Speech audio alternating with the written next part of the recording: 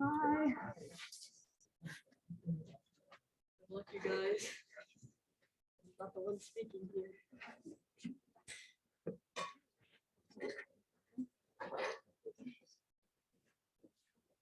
Turn on the sound.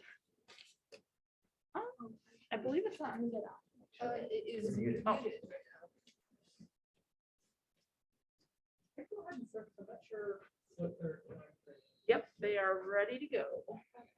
Welcome and thank you for coming to our presentation today.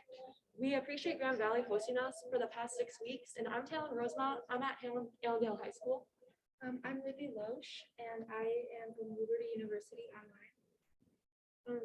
I'm Lily Ratledge, and I'm from Allendale High School.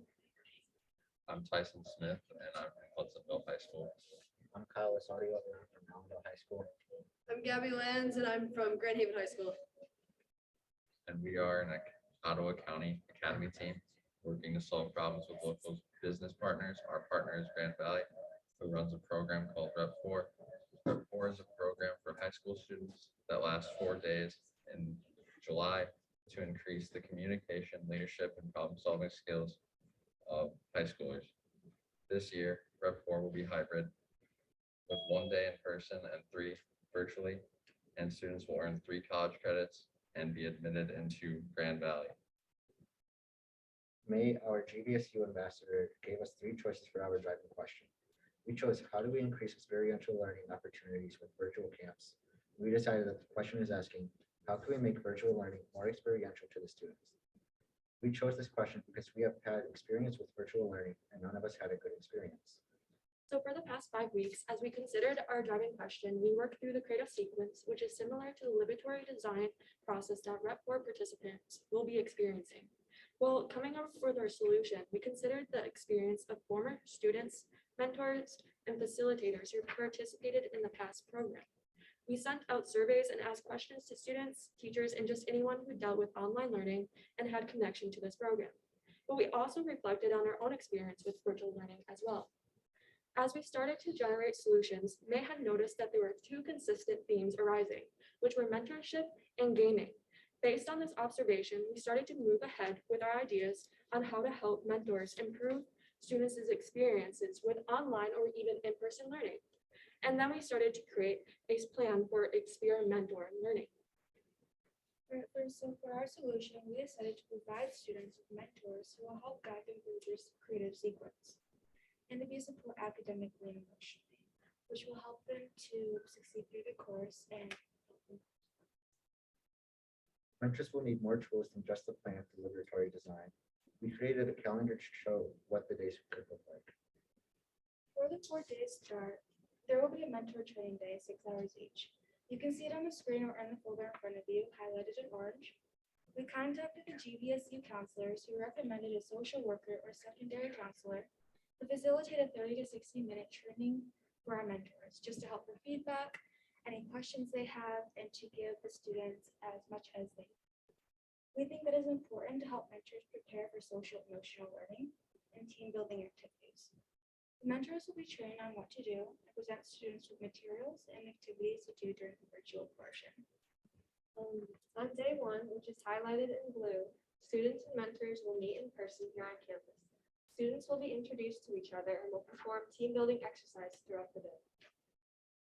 For the second day, which you can see in gray, students will be virtual. At the beginning of their Zoom meeting, the students will be introduced to their driving question. Throughout their time together online, mentors will use an activity board to motivate students to participate and continue team building.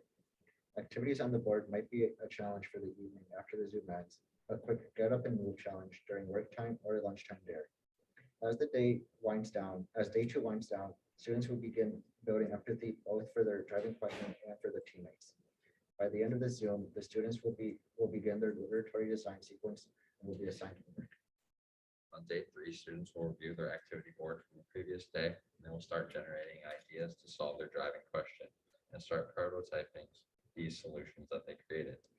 And then they will have a mentor meeting for approximately 1 hour that day. And then any time afterwards will be used to do their homework. On day 4, the final mentor meeting takes place. Students will review their homework, then begin to go through solution ideas and create a presentation. After this, they will go through any other notes in their packet. and fill them in. So one of the ways we assisted our solutions in the creative sequence was to put our ideas through the NFU test, which is where we asked ourselves if our idea was new. While mentors aren't a new idea, the number May has planned to utilize this year will be new. Students will have a consistent mentor that they can build a relationship with. As for us personally, we really enjoyed having a mentor throughout this program because it helped us feel more connected to the work we were being asked to accomplish, and it allowed us to have meaningful conversations with adults in our workplaces.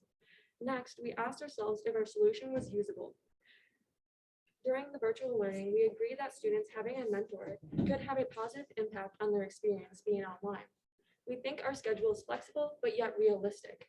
We also try to provide as much information as possible about the activities and training that we are recommending.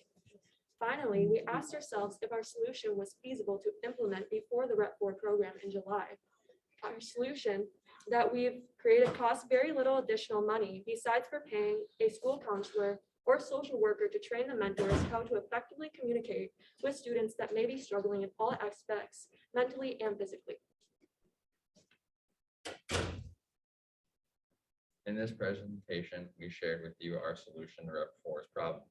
You may need some time to look over the documents included in the folder in front of you. Then we would be happy to answer any questions that you may have. Thank you for listening. Right now, right?